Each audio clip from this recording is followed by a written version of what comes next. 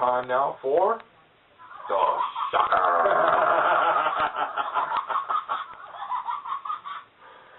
This week's soccer, Iowa State 28. Cyclones. Woo! Texas 21. Wow. 0-7 lifetime until that game. Iowa State was up 21-7 in the third quarter. 21-7. In the third quarter, they took away 512 shoelaces. I'm sure. I'm sure Tackle-Lock was about a gallon of whiskey in there. 2 gallons. 2 gallons. 2 gallons. 4 turnovers. You're not going to win football games like that. Fair gallons.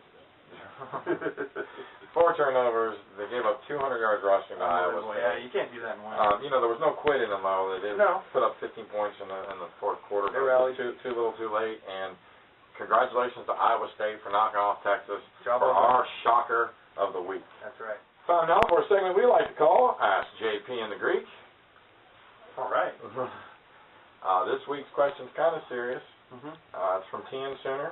Right. And he asks a pretty damn good question. Is poor coaching or poor tackling technique on the part of the player to blame for the rash of neck injuries and concussions that we are seeing happening a lot in college football today? I'm going to say yeah.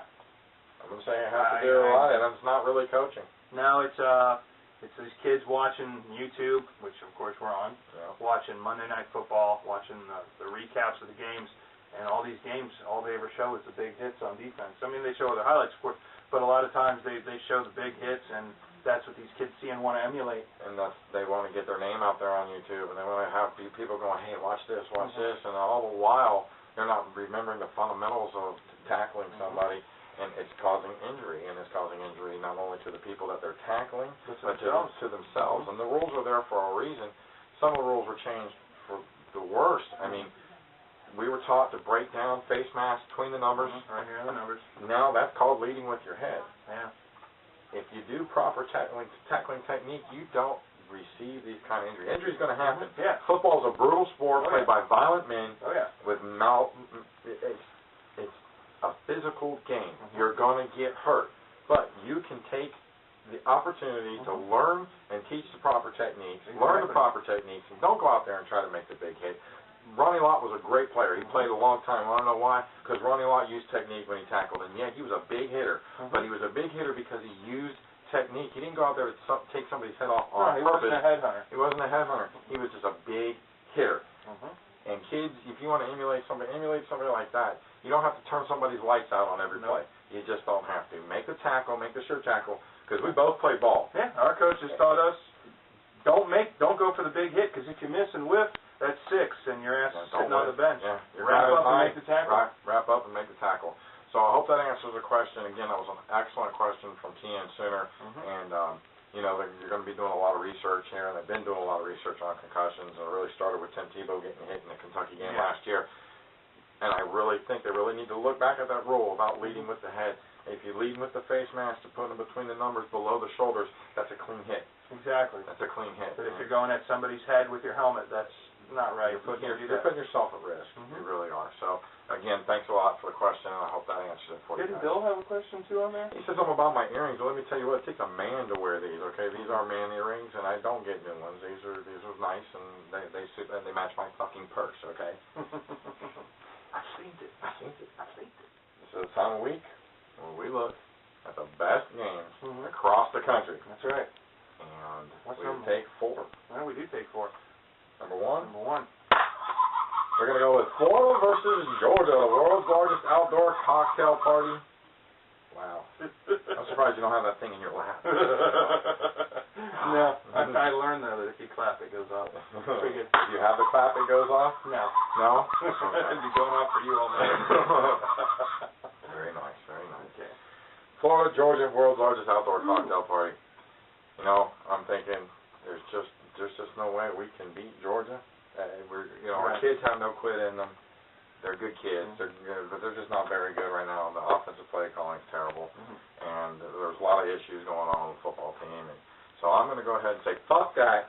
Georgia's getting their asses kicked. It's Gator Nation, baby. It's Jacksonville, world's largest outdoor cocktail party. It's time to get it on. We're going to stomp those mangy mutts into the ground. I don't care what the records are. And you know what? It's going to go down in Jacksonville, and we can hear you guys cry.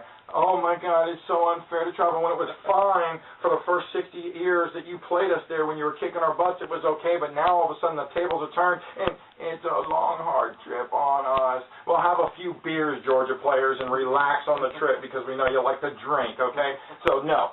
Florida, 34, Georgia, 17. See ya. That's a bold prediction. I'm delusional. Yes, you are. But I had to get off my chest.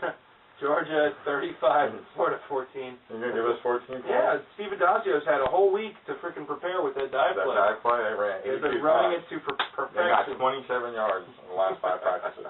2 dive plays are going to score. Oh. Out of 8. How about a jump pass? No? No jump pass. Too soon. Tecmo.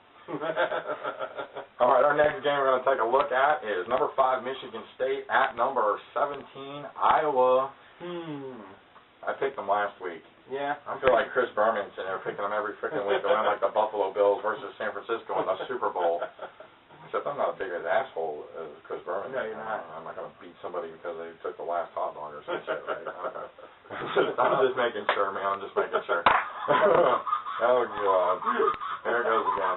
So, anyway, Michigan State at Iowa. I'm picking Iowa again to win. Michigan State has 2 trick plays and they're undefeated. Yeah. If they don't pull those 2 plays off, Little Giants. Oh, my God. I just got an image of a snot bubble for just some reason. It was horrible. So, yeah, Iowa takes this game. It's going to be close. It's going to be the same score as last week, but 31-30. I'm looking at Iowa winning this one as well. It's at home. I know they just lost at home to Wisconsin, but I think it's a different story. They're going to be up for this game. It's a rivalry game. It's a Big Ten game, and there's a lot of implications in this game as far as who's going to be atop the Big Ten Conference. And I think Iowa wins it. I'm going to say it's going to be 24-17. Good enough. Number 1, Oregon at USC. Yes. Man, how big a game is this for USC? Huge. This is everything for USC. On suspension, their chance to play spoiler and really just give it to the Ducks one time and say, ha.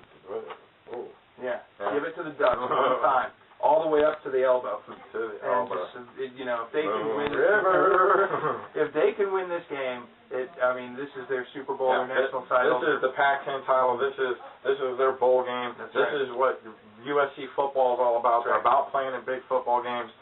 Oregon's kicking the shit out of them, man. I'm serious. Oregon is going to light them up. Everybody's looking at this game. I know USC is a good football team. They're a couple plays away from being undefeated. They're a good football. Oregon is a dynamic football team. They play defense when they absolutely have to, and that offense could score on anybody. Anybody. So Oregon's going to win this game. It's going to be 54-27. It's going to be over pretty early. You think so? Yeah. I think USC wins 48-45. I'm picking the upset. It's in the Coliseum. USC all the way. All right. So we'll see who's right, who's wrong. It's usually you that are right and I'm wrong. I can live with that. Can't help it. All right, number 6, Missouri. They're taking on number 14, Nebraska. Probably the biggest game, to me, the biggest game of the week because, this is Big 12 North implications. The winner, cruise control. Oh, yeah. The winner of this game is in cruise control, and it's going to be Missouri. I'll tell you why. Yeah, Missouri can't run the football, but they can play a little bit of defense, and I think Blaine Gabbert is a little more dynamic when it comes to the passing game than Taylor Martinez is. Yeah, I agree with that. I agree with that. Martinez has got a good arm right now, but he's still young. And I also got this thing as Missouri's a team of destiny. They're not only a team of destiny in the Big 12 North, but they're in the Big 12 Championship, and they might have BCS implications. They could be playing in the BCS title game if everything falls their way. So I'm gonna take Missouri taking this game. We're gonna go with 24-20.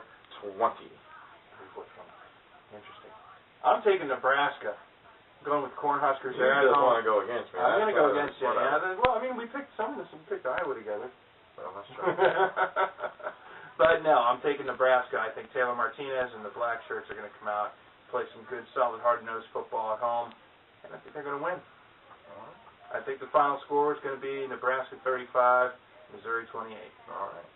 All right, well, that's it for this week, folks. You guys have a happy and safe Halloween. Remember, I'm the Greek. And I'm John Pentagon. And we are Hardwired. We'll see y'all next week.